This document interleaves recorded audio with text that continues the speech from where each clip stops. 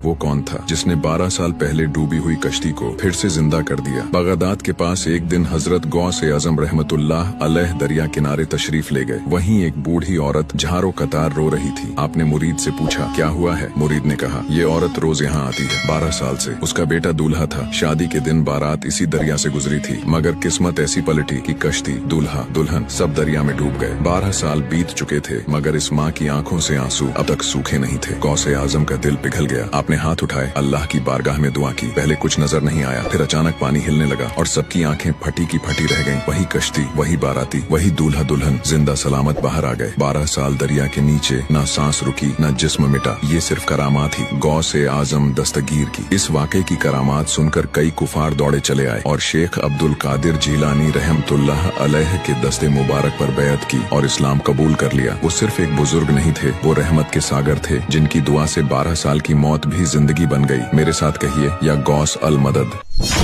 जिना से बचने की दुआ, इसको ज्यादा से ज्यादा शेयर करो ताकि इस गुनाह से दूसरे लोग भी बच सके। नंबर 2, वो कौन सी चीज है? अगर जिस्म में ना हो तो निकाह नहीं होता, और अगर हो तो जनाजा नहीं होता। नंबर 3, अगर किसी की खुशी के लिए तुम्हें हारना पड़ जाए तो हार जाओ, यही बेहतर है तुम्हारे लिए। नंबर 4, ये गर्मी तो चंद दिनों की है, दुआ करें अल्लाह महशर और जहन्नम की गर्मी से बचा ली, आमीन। नंबर 5, अगर अल्लाह से सच्चे दिल से मोहब्बत करते हो तो एक बार अल्लाह लिखो और वीडियो को आगे शेयर भी कर दो। नंबर 6 में, जो गिरते गिरते संभल गया, या अल्लाह वो तो था मैं समझ गया। अगर आप इन बातों से एग्री करते हैं तो कमेंट में यस जरूर लिखना और वीडियो को। जिन्हें यकीन नहीं वो कहते हैं कि अल्लाह कौन है। दोस्तों, अल्लाह वो है जिसने हजरत यूनुस अलैहिस्सलाम को मछली के पेट में जिंदा रखा। अल्लाह वो है जिसने हजरत मूसा अलैहिस्सलाम के लिए समंदर को चीर दिया। अल्लाह वो है जिसने हजरत इब्राहिम अलैहिस्सलाम को भयानक आग में भी जिंदा रखा। अल्लाह वो है जिसने हजरत यूसुफ अलैहिस्सलाम को कुएं में डूबने नहीं दिया। अल्लाह वो है जिसने दुनिया का सबसे बड़ा तूफान नूह में भी हजरत नूह अलैहिस्सलाम की कश्ती को टूटने नहीं दिया। अल्लाह वो है जिसने फिरौन की लाश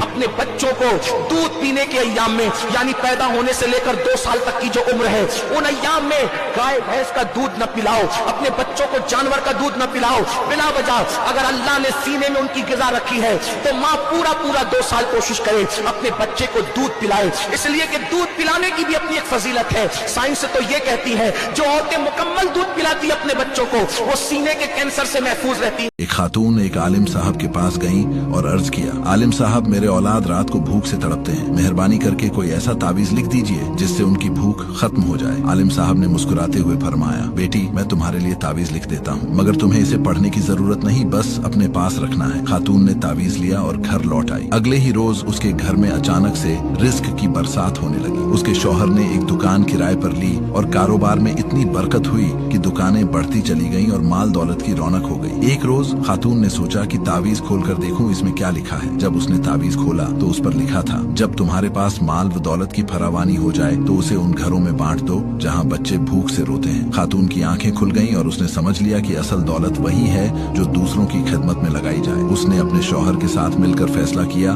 कि गरीब व जरूरतमंद खानदानों की मदद की जाएगी। सबक, इस किस्से से हमें ये सबक मिलता है कि असल दौलत वही है जो इंसान दूसरों की मदद में खर्च करे। हमें अपने माल व दौलत का सही इस्तेमाल करना चाहिए और जरूरतमंदों की मदद करनी चाहिए। राइटर मोहम्मद अफसान अली। जंग के बीच हजरत अली ने अचानक तलवार क्यों गिरा दी? ऐसा क्या हुआ कि आखिरी वार से ठीक पहले उनके कदम रुक गए? एक दफा हजरत अली एक ताकतवर दुश्मन से आमने सामने थे, जंग में हावी हो चुके थे, आखिरी वार करने को बढ़े ही थे कि अचानक दुश्मन ने उनके चेहरे पर थूक दिया। तुरंत हजरत अली ने हमला रोक दिया, तलवार जमीन पर रख दी। हैरान दुश्मन ने पूछा, ये क्या किया आपने? हजरत अली ने जवाब दिया, पहले मैं अल्लाह के लिए लड़ रहा था, लेकिन जब तुमने मेरे मुंह पर थूका मुझे गुस्सा आया, नफ्स ने बदला लेने को उकसाया। अगर मैं अभी तुम्हें मार देता तो ये जंग अल्लाह के लिए नहीं, मेरे नफ्स के लिए होती, और ये बड़ी गलती होती। उनके सब्र और खुद पर काबू को देखकर वो दुश्मन वहीं मुसलमान हो गया। अगर आपको लगता है कि असली ताकत अपने गुस्से को काबू में रखना है तो कमेंट्स में जरूर लिखिए अल्लाहु अकबर। एक महीना ऐसा है कि अगर बच्चे से भी मगरिब का वक्त पूछो तो एग्जैक्ट बताएगा। वो रमजान के महीने में हजरत कल 6:20 पे था, आज 21 पर है। अबे तुझे इतना एग्जैक्ट कैसे मालूम? अफ्तारी का मामला फंसा हुआ है।